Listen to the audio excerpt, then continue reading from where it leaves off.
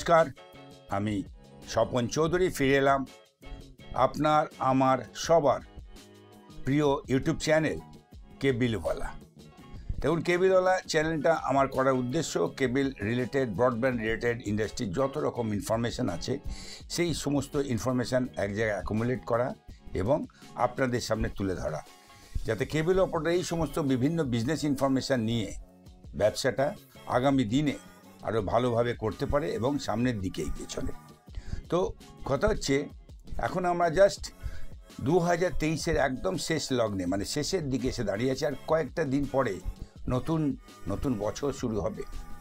তো নতুন বছর শুরু হবে অনেক আশা, আকাঙ্ক্ষা, অঙ্গীকার নিয়ে। আবার একই সঙ্গে থেকে যাবে কিছু আশঙ্কা আর দুশ্চিন্তা। তো এই 2023 শেষের মুখে এসে নতুন বছরের শুরুতে আমি যে অনুষ্ঠান আপনাদের সামনে নিয়ে এসেছি সেটা হচ্ছে ফিরে দেখা আমার চোখে। দেখুন, অবাক করার মতো বিষয় কিছু একটা নয়, সেটা হচ্ছে সোসাইটি, ইন্ডাস্ট্রি যাই বলে না বলুক, কেবিল অপারেটররা কিন্তু এই কেবিল অ্যান্ড ব্রডব্যান্ড ইন্ডাস্ট্রি নিয়ে 32 বছর ধরে এটা চলছে, তারা এগিয়ে নিয়ে যাচ্ছে। এটা ঠিক, মানে ওই তথাকথিত যে টেকনোলজিক্যাল যে শিক্ষা বলতে পারেন বা নলেজ বলতে পারেন, সেটা না থাকলেও কেবিল অপারেটররা তাদের নিষ্ঠা, চেষ্টা, প্রচেষ্টায় এই ব্যবসাটা যেভাবে করেছে, আজকের দিনে যেই সমস্ত কর্পোরেট হাউসরা এই ব্যবসায় আসছে তাদের কিন্তু মারাত্মক বেগ দিতে পারছে, বেগ দিয়ে চলেছে কেবিল অপারেটর। কারণ তাদের এই যে গ্রাউন্ডের যে সেন্স, গ্রাউন্ডের যে অ্যাটাচমেন্ট এবং যে কোনো কাজ অতি নিষ্ঠা এবং উদ্যম নিয়ে করার যে প্রচেষ্টা নিয়ে তারা চলছে, তারা কোনোভাবেই এই জমি তারা ছাড়তে চাইছে না। আর এই জমি ছাড়াটা কিন্তু এমনি এমনি হচ্ছে না। এই জমিটা শক্তপোক্ত করে ধরে রাখার মূল কারণ হচ্ছে কেবিল অপারেটরদের local support and local infrastructure maintenance. এক কথায় অপারেটরদের যে হিউম্যান টাচ আছে সেটা এতটাই শক্তপোক্ত, জমির লড়াইটা কিন্তু খুব শক্ত, খুব কঠিন। কিন্তু কথা হচ্ছে টেকনোলজিক্যাল চেঞ্জটা, এই যে চেঞ্জটা সেটা কিন্তু মারাত্মকভাবে হচ্ছে এবং সেটা হচ্ছে অত্যন্ত দ্রুত।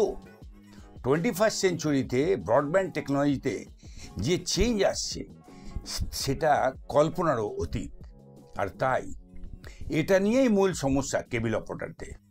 প্রথমত এই ভাবছে এরকম যে চলছে তো এরকমই চলবে। দ্বিতীয়ত, বিরাট সংখ্যক যে সমস্ত কর্মসংস্থান তৈরি করা কেবিল অপারেটররা এই ব্যবসার মাধ্যমে রুজি রোজগার করে চলেছে, তাদের কিন্তু ব্যবসায়িক দৃষ্টিভঙ্গিটা কিন্তু স্পষ্ট নয়।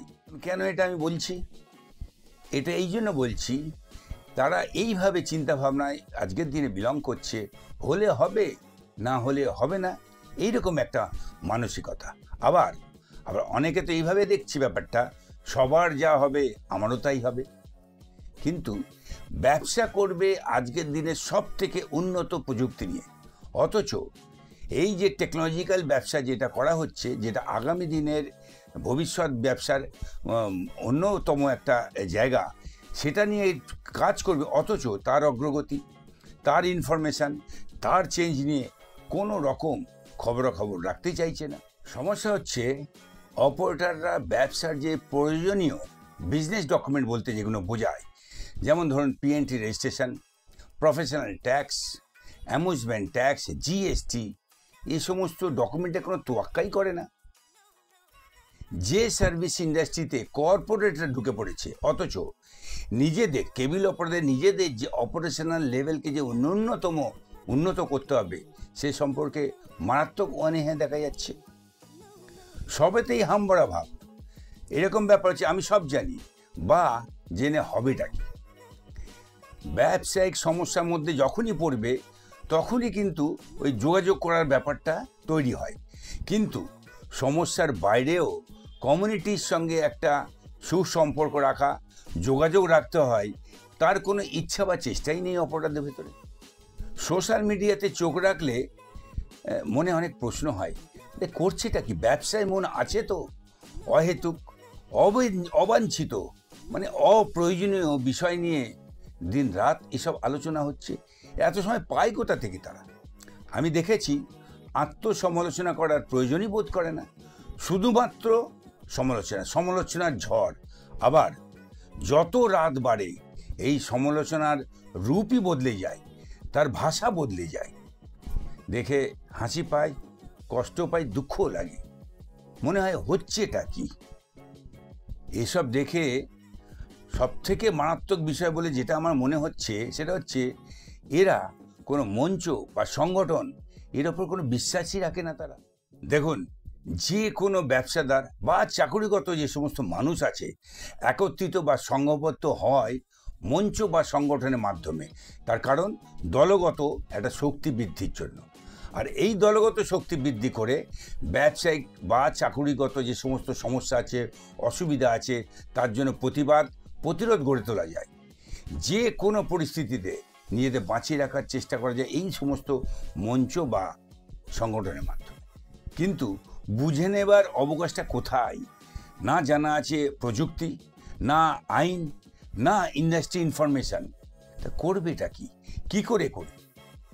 সবই তো বিপরীতমুখী, কোনো কিছুই তো আজকের দিন আর কন্ট্রোল নেই, চাইলেও কন্ট্রোল করা যাচ্ছে না। সব কিছু নিজেদের অনুকূলের বাইরে বইছে ব্যাপারটা। ঘটনা হচ্ছে এটাই তো হচ্ছে, এটাই হওয়ার কথা ছিল, আর এটাই হবে। শুধু আপনার আমার জায়গা নয়, সর্বক্ষেত্রে ঘটছে। সর্বক্ষেত্রে প্রযুক্তির থাবা পড়েছে। নতুন প্রযুক্তি, এআই, আর্টিফিশিয়াল ইন্টেলিজেন্স, এই আর্টিফিশিয়াল ইন্টেলিজেন্সের যে থাবা, এর প্রয়োগে সর্বস্তরে, কর্মক্ষেত্রে, চাকরির জায়গায় যে অবক্ষয় সৃষ্টি হচ্ছে, সেটা কিন্তু শুধুমাত্র কেবল টিভি ইন্ডাস্ট্রি হচ্ছে না, আশঙ্কা করা যাচ্ছে এটা সর্বক্ষেত্রে ঘটবে, সারা বিশ্বে এটা ঘটবে। আর এই কারণেই মানুষ সংঘবদ্ধ হয়, দলবদ্ধ হয়, আর তাকেই বলে সংগঠন। আর সংগঠনই হয়ে ওঠে এমন একটা শক্তি যা কিনা সমস্যার সমাধানের জন্য সবাইকে নিয়ে পথ হিসেবে তাদেরকে এগিয়ে নিয়ে যায়। এই সব কারণে মানুষ সংঘবদ্ধ হয়, দলবদ্ধ হয়। আর এই সংঘবদ্ধ আর দলবদ্ধ হওয়াটাকেই বলা হয় সংগঠন। আর এই সংগঠন হয়ে ওঠে এই দলবদ্ধ এবং সংগঠিত মানুষের শক্তি, যারা তাদের রুজি রোজগার জীবিকার ঠিক রাখার জন্য আর শক্তি সঞ্চার করে এবং রাস্তা বার করার চেষ্টা করে। বর্তমান এবং অতীতে ভুরি এরকম এক্সাম্পল আছে। এখন কথা হচ্ছে সংগঠন তৈরি ও পরিচালনা করার ক্ষেত্রে যেটা লাগে সেটা হলো সময়, নিষ্ঠা, ত্যাগ, দায়িত্ব, কর্তব্য এবং যোগ্য ব্যক্তি। এই সমস্ত উপাদায়গুলি সংমিশ্রণ কিন্তু কেবল সংগঠন হয়ে ওঠে আদর্শ সংগঠন, প্রকৃত সংগঠন। কিন্তু সময় তো এখন কলিযুগ। ওই গীতার বাণী অনুযায়ী এখন সব কিছু কিন্তু উল্টো হাঁটবে এবং তার প্রভাব এখন সর্বক্ষেত্রে, সমাজে, রাজনীতিতে, সংসারে সব কিছু এখন কলিযুগের আবহে আবদ্ধ। আর তাই কেবল ইন্ডাস্ট্রি, সংগঠন, কেবল অপারেটররা এখন সবাই এই আবহে আবদ্ধ। সুতরাং সংগঠন এবং সাংগঠনিক কর্মকাণ্ড এখন একদম ছন্নছাড়া অবস্থা। আর তাই অপারেটর সংগঠকরা এখন সাংগঠনিক কর্মে বিমুখ। সংগঠনগুলি এখন কোনো গঠনমূলক কোনো কর্মসূচি নেই তাদের। আর এই জন্য দলাদলি, বাক বিতণ্ডা এই সমস্ততে জড়িয়ে পড়ছে সংগঠনগুলো, এবং সংগঠনগুলো বিভক্ত হচ্ছে। আর প্রতিনিয়ত নতুন সংগঠন তৈরি হচ্ছে। সংগঠনগুলির বিজনেস কমিউনিটিদের প্রতি না আছে কোনো দায়বদ্ধতা, না আছে কর্তব্যবোধ, আর না আছে সদিচ্ছা। আবার এই সমস্ত সংগঠন তৈরি হওয়ার পেছনে কোনো সঠিক উদ্দেশ্য নেই, কোনো প্রকৃত উদ্দেশ্য নেই যেটা বলা যায় কি কারণে একটা সংগঠন তৈরি হচ্ছে, তাদের দিশাই নেই। সংগঠকরা আবার বিশ্বাসযোগ্যতা তৈরি করতে পারছে না, ফলে অপরটারা কিন্তু সংগঠক বিমুখ। ফলে দিশাহীন পথে চলেছে কেবল কমিউনিটি। এই দিশাহীন চলার জন্য আবার তারা হারিয়েও যেতে বসেছে। নতুন বছরের প্রাক্কালে এসে তাই আমার মনে হয় It is high time that the thing must change because the world is changing in a very fast way. So is the cable and broadband industry also. এটা কোনো একটা সংগঠন বা কোনো ইন্ডিভিজুয়ালের কাজ নয়। It's a matter of 1 million, মানে 10 লক্ষ মানুষের, শুধুমাত্র পশ্চিমবাংলায় 10 লক্ষ মানুষের রুজি রোজগার জড়িয়ে আছে। আর যদি সারা ভারতবর্ষকে দেখা যায়, প্রায় 2.5 কোটি মানুষ এই কেবল টিভি পরিষেবার সঙ্গে জড়িয়ে আছে। তাই আমার মনে হয় প্রকৃত সংগঠন, গ্রুপ, মানুষ, অপরটাকে এগিয়ে আসতে হবে। ঠিকটা ঠিক, ভুলটা ভুল আইডেন্টিফাই করতে হবে। সৎ উপযুক্ত মানুষকে দায়িত্বভার দিতে হবে, তাদের দায়িত্ব নিতে হবে। ক্ষুদ্র স্বার্থ ত্যাগ করতে হবে।